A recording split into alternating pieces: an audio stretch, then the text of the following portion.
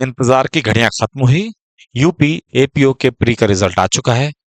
Pre के लिए लगभग 90,000 से ऊपर बच्चों ने फॉर्म भरा था। 50,000 बच्चे अपीयर हुए हैं और 2856 बच्चे सफल हुए हैं। अब मेंस के फॉर्म भरने की भी डेट आएगी। अब उसकी लास्ट डेट क्या होगी अभी आने वाला एक आध दिन में आ जाएगा। पर मेंस की तैयारी कैसे की जाए, मेन बात यह है। अब सफल हुए असफल हुए, क्या मेरिट गई क्यों गई, इस बात पे चर्चा ना करें। वो आयोग बताएगा ही फाइनली। आरटीआई भी ना डाले वो भी एक्सेप्टेबल नहीं है। तो खैर, अब मेंस की तैयारी कैसे की जाए। देखिए, मेंस की तैयारी के लिए सबसे बड़ी बात है, लिखित है तो लिखना ही पड़ेगा, रिटन टेस्ट है तो रिटन करना ही पड़ेगा। रिटन आपका 3 घंटे का एग्जाम है। 3 घंटे के एग्जाम के लिए आपको 3 घंटे अगर जो घर पर प्रैक्टिस नहीं करेंगे तो ऐसा माहौल जहां एग्जाम हो रहा है, इंटेंस माहौल होता है। आपकी फोकस को बार बार डाइवर्ट किया जाता है। ऐसे डाइवर्ट किया जाता है, आप एग्जाम के लिए बैठेंगे, कोई आपसे फॉर्म भराएगा, कोई आपसे आएगा, आपकी आंसर शीट को साइन करेगा, कोई आपके क्वेश्चन पेपर को देखेगा, कोई आपसे कुछ पूछेगा, हो सकता है फ्लाइंग स्क्वाड आ जाए, वो आपको चेक करने आ जाए। तो आपका फोकस डाइवर्ट होगा, यानी मुश्किल से आपको, आप ये मान के चलिए 10 मिनट आप बाहर निकाल दीजिए अपने जो भी आपका एग्जाम के ड्यूरेशन है उसके अंदर 10 से 15 मिनट और बाहर निकाल दीजिए। यानी आपसे जो आपके पास जो समय रहेगा उसके अंदर से 15 मिनट और हटा दीजिए। यानी आपको लिखने के लिए पूरा समय भी नहीं मिलेगा। और एग्जाम के दौरान आप इतने इंटेंस होते हैं, आपका दिमाग इतनी तेजी से रिवॉल्व होता है अंदर ही अंदर, कि लिखना असंभव सा हो जाता है।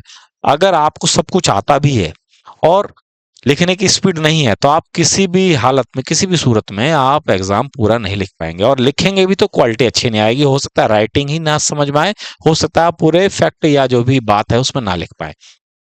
तो मेंस के लिखने के लिए आपको राइटिंग प्रैक्टिस घर पर कम से कम 2.5 घंटे, फिर भी कम है, पर फिर भी 2.5 घंटे से आप थोड़ा भी लिखते हैं तो आप समझ के रहिए, आप मुख्य परीक्षा में सफल होने की आपकी संभावना नहीं है। हार्ड शब्द हैं पर ये सत्य हैं।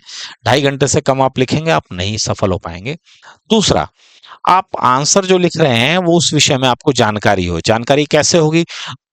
जो भी बच्चा इसमें सफल हो रहा है या मेंस का एग्जाम देने जा रहा है, सभी लिख पढ़ रहे हैं, ऑब्वियस है। मेंस का एग्जाम जो देने जा रहा है सभी कुछ ना कुछ लिख पढ़ रहे हैं, कुछ कर रहे हैं। तो टेक्निक क्या होनी चाहिए? टेक्निक ये होनी चाहिए कि अपना कोई मित्र बना लीजिए या कोई साथी बना लीजिए, वो आपको आंसर बताए और आप उसको आंसर बताओ। यानी कोई भी आप टॉपिक उठा लें, कोई भी रैंडमली उठा लें, एक दूसरे से पूछें, इससे आपको याद हो जाएगा। याद हो जाने के बाद आपको लिखने में स्पीड अप आ जाएगी। अदरवाइज आप एग्जाम में बैठकर सोचकर लिखेंगे, वो कभी होने वाला नहीं है। एग्जाम में सोचा नहीं जाता, एग्जाम में लिखा जाता है। तो यानी सोचने की गुंजाइश आप पहले ही खत्म कर दीजिए। यानी सोचने का जो, यानी याद करने का जो क्रम है वो पहले ही पूर्ण हो जाना चाहिए। यानी अपने मित्र द्वारा, अपने किसी साथी द्वारा, जो आपके साथ एग्जाम दे रहा है, या अन्य कोई परीक्षार्थी है जो हो सकता है एग्जाम ना भी दे रहा हो, उसके साथ मेंस की तैयारी कीजिए। यानी आप उसको मौखिक रूप से आंसर बताएं कि ये सवाल है, इसके अंदर ये होना चाहिए, ये सेक्शन है, इसके अंदर ये एसेंशियल इंग्रेडिएंट है, ये होना चाहिए, इसका केस लॉ ये होना चाहिए, इसके अंदर ये फैक्ट मैं डालूंगा। आप उसको बोले तो हो जाएगी बात। तो आपको मेंस के एग्जाम के दौरान सोचना नहीं पड़ेगा एग्जामिनेशन हॉल में, क्योंकि आपने सोचा, सोचने का वक्त आपका निकल जाएगा, आप पूर्ण रूप से पूरा पेपर नहीं कर पाएंगे। तो एक पहली टिप्स है कि आप एग्जाम से पहले सारी चीजों को याद करें अपने किसी मित्र के साथ।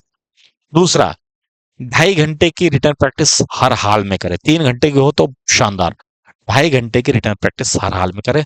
और एग्जाम से पहले कम से कम आप 500 पेज लिख चुके हों। अगर आप 500 पेज लिख चुके होंगे तो आपकी सफलता सुनिश्चित है। इन बातों पर ध्यान दें, आपकी सफलता आपके हाथों में ही होगी, आपका सिलेक्शन श्योर है, हो गई। और लास्ट बात, आपको एग्जाम में सिर्फ पास नहीं होना है, मैक्सिमम नंबर लाने, मैक्सिमम मार्क्स लाने हैं, क्योंकि इंटरव्यू आपके मार्क्स पर आधारित है। यदि आपके अधिक अधिक मार्क्स आए तो वो आपके इंटरव्यू का एक ग्राउंड बन जाएंगे। आपको इंटरव्यू में अगर जो थोड़े मार्क्स भी मिलते हैं तो भी उसका बैकअप आपको मिल जाएगा। तो ये मेरी सुझाव थी, उम्मीद है आपको अच्छी लगी होगी। और आप मेरे नंबर पर 8800815796 पे मैसेज भेज सकते हैं। Thank you.